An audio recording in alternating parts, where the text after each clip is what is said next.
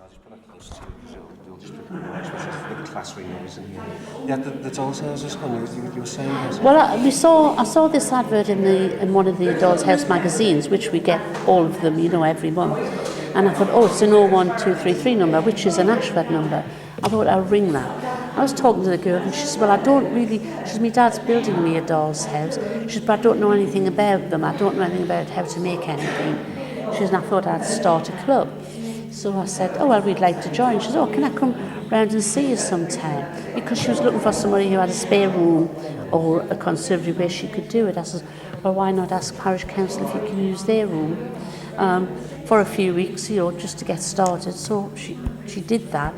But it didn't take off for some reason or other. And then she decided she couldn't do it. She didn't have the time. And people were saying, oh, what about the Doll's House Club? So I said, oh, well, I'll do it, and that's how I came to sort of start it, And the girls that have come, there's Doreen, there's Kath, there's Stacey, and Laureen, they've all made sort of Doll's House shops. I said to them, start with something small, because if you start with anything too big, you'll get bored. I said, it seems like it's going to go on forever and you've got nothing to look at. So I bought them all a little Doll's House shop, and they took it from there, I mean, I've got that many doll's houses, I don't know where to put them all. Why do you do it? I don't know, I'm just fascinated. I think, because I was a child during the war and there just wasn't things like that about there. And even if my dad was in the army, all his hair in the army was on because he was in the desert rats. And my mum probably could have afforded one, but you just didn't see them. They weren't in the shops or anything. And I think when the youngest son, he was about 4, and we were down Canterbury one time, and I said, oh, look at that doll's house, isn't it lovely? Because my husband bought it for me, And people were saying, a doll's house, But I used to keep it in the sitting room all lit up, and people used to be fascinated by it. And from there, I just went on, and then my husband he made one sort of for a friend's little girl, and it just went from there. And now I've just got so much stuff, so much doll's house furniture and doll's houses, and I've got a huge one in the sitting room. And most people when they come in, they go, oh, look at that doll's house. I say, yeah, that's one of many. But that's my favourite one, It's huge. It must have cost you a fortune. It cost me £1,400. Was it complete when you bought it? No, it's not decorated or anything. All that's got in is it's already done out for to put lights in, and it's got one little chandelier over the staircase, that's all. But when it's finished, I've got one of these remote controls that you can put any light on in the house. You can have them all on or not.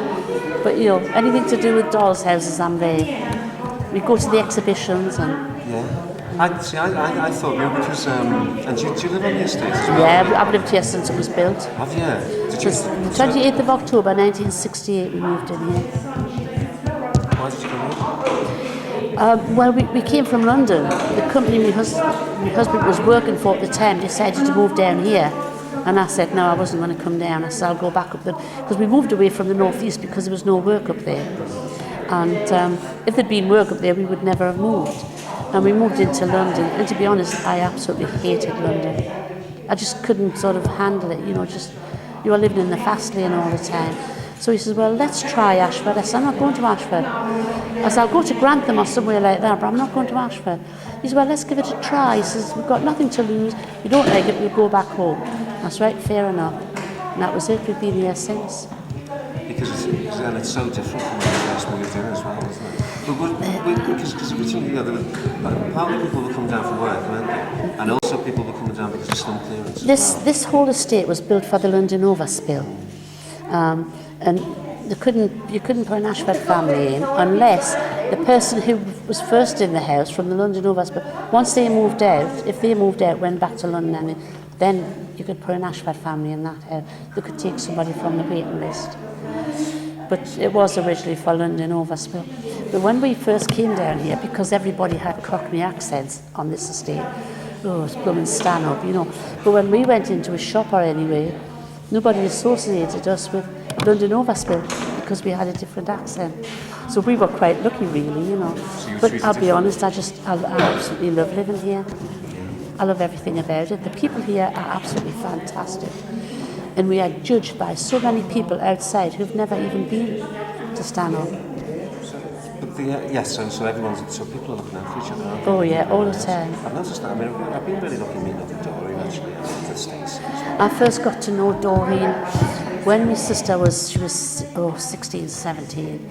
She came down here, she was pregnant, she was not married. And my mum was old-fashioned type. She was a bit sort of, oh, what will the neighbours think? I says, look at what the neighbours think. She came down here, and when she went into hospital, Doreen was in having one of hers. And that's when I got friendly with Doreen. And we've been friends ever since. Definitely. Yeah, I am. And I started this club up, it's nearly 4 years now. And I thought, oh, just for something to do, you know. But, sorry? It's really lovely to see. But there's a few people join, you know, and we've had, we get asylum seekers here, you know, from Middlebank House. Because they're not there long, that's only like a stopping off point for them. We get one batch, and then when they go away, we have a gap, and then there's no more, and then the next batch come. Anybody who just comes in, they can spend an hour, they can stay here the whole afternoon, and it doesn't cost them anything, because I always find funding from somewhere, you know, so that we don't, we get scraps of material given off people, you know, things like that. We've survived for 4 years. Things like this are really important for people to talk to each other. And it would be pity that there are younger people here as well. Yeah, I mean, we had one young girl came. She was getting married to an asylum seeker, you know, a nice lad he was. He was at college and everything, you know. And our mum had bought her a wedding dress. And she was quite proud. She says, my mum got this from a charity shop, isn't it beautiful, you know. It fits everywhere but the length. Well, when she tried it on, bless her, it didn't fit at all. But we couldn't tell her that, you know. I said, oh, we'll alter it for you. But we couldn't make it that much bigger than she was. So we all got together, you know. I was saying, well, what do you think of this? Oh, yeah, that'd be it. Well, what do you... And in the end, we made the dress so that we opened it right down the back, and then we sort of stitched it up again, and we put like a face on. We put the holes in, you know, the little eyelets in, and we laced it up the back with a silky cord, you know. And when it was finished, it looked absolutely gorgeous in it, you know. And it's just little things like that, you know. If somebody comes in, oh, can you help me with this? If they want us to do it, they can. If they want us to help them, you see, in this kind of thing, you don't see it. It's not visible, is it? When as you pass through the estate, you wouldn't know that this was happening. You wouldn't. No. Unless you lived here, of course. But then again, you know, if you don't live here, you're a stranger. Really. I feel that. Yeah. Well, I think the thing is, you're only a stranger unless you talk to people.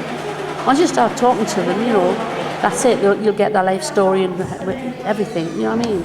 Because that community spirit is there. People here don't want to feel as if they're outsiders. They want to be involved in everything. You know. But, excuse me, we don't want that. That's Macam, that. Pardon? That red and white, that's a Macam blooming thing, that. We don't want that. But, because I can remember when I started school,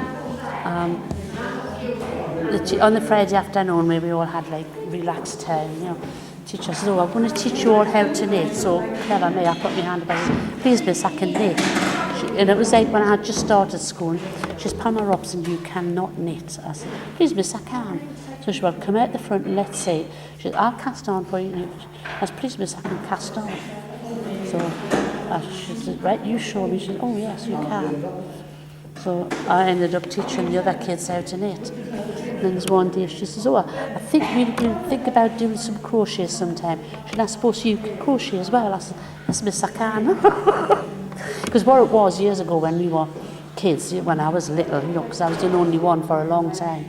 I was with my dad being in the army, you see. And the women used to do their work on the morning and afternoon in the good weather. Used to take their little crackers outside and sit in the back bin with their cups of tea with their knitting or their crochet. And that's how I learned how to knit and crochet. You know, they taught me how to do it, you know. But Joyce, she's got nothing to do, no sewing to do, so she's brought her knitting. And that's what they do. If they've got no sewing to do, they'll bring something else to do. But you know, these people never miss. They never miss a week unless they're on holiday. No. They never miss unless they're on holiday. But you're welcome to come and see the Dollhouse House, but you'll have to give me sort of a day's notice to carry them all sort of downstairs. I think I've got 2 downstairs. Yeah, I've got my first original one, which was a Lundby house. That's a 1/16, which a lot of people make mistakes and they get a 1/16, and the most popular size that you'd get at the exhibitions is 1/12. Dorian's is 1/12. Most of mine are 1/12, apart from the Lundby house, which was the original one, and I've got a Caroline's home, which is 1/16. That's in the loft at the moment. I can't know where to put it. And they're all full inside. All the rooms have been completed inside these dollhouses. They're not all furnished out now. They're all finished out. So, yeah, because I've seen all that. I've got boxes and boxes of furniture. I've got little things like where I've got one little leather wing-back chair, and that was it's sort of hand special, like a specialist, what we call a specialist. That was £45 just for one little chair. But you don't have to go for these. I mean, I've bought that for my big doll's house because I think if you pay £1,400 for a doll's house, you're not going to put rubbish in. But a lot of people start off doing the dolls. Like this girl who was going to do the club before I started doing. She didn't know how to dress a doll. She couldn't even wig one.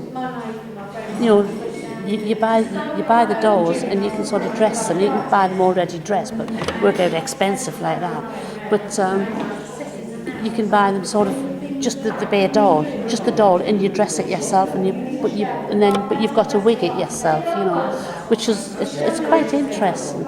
And obviously, when I first one I tried, I thought, oh God, you know, I'm never going. And I thought, no, so I soaked it and took it all off and started again. And the second time I'd done it, it came out perfect, you know, absolutely perfect. I'll give you an example of friends that we used to go to the exhibition with, used to live in Speldhurst on the corner, and they moved to Hawkes Way, which was a very, very small house in comparison with the Stanhope houses. And she had 3 or 4 dolls' houses, lovely, and she just didn't have anywhere to put them. She kept her tea rooms, so that was the only one that was completely finished. And she kept that one, and she decided to sell the others, you know. And one of them I think she took down to store at her auntie's house, but she had no way. Our sitting room is it's so tiny. One of us armchairs, has to go like under the stairs. The stairs are in the sitting room, but it's open, but that's pushed right in. But it's so tiny in there. They had a conservatory built, but you couldn't put one in the conservatory. Now she had to get rid of hers, not by choice. But a lot of the furniture, I bought a lot of the furniture off her. But I don't want any more houses. As you go bad if I bring any more in. Terrible thing to get rid of, wouldn't it? Because it's been so long. Yeah, but because you can start off with the room box and maybe do a kitchen, then you can get another one and do a sitting room. Then you can. A lot of people just do the boxes and they just stack it up against their walls, and it looks like a complete house.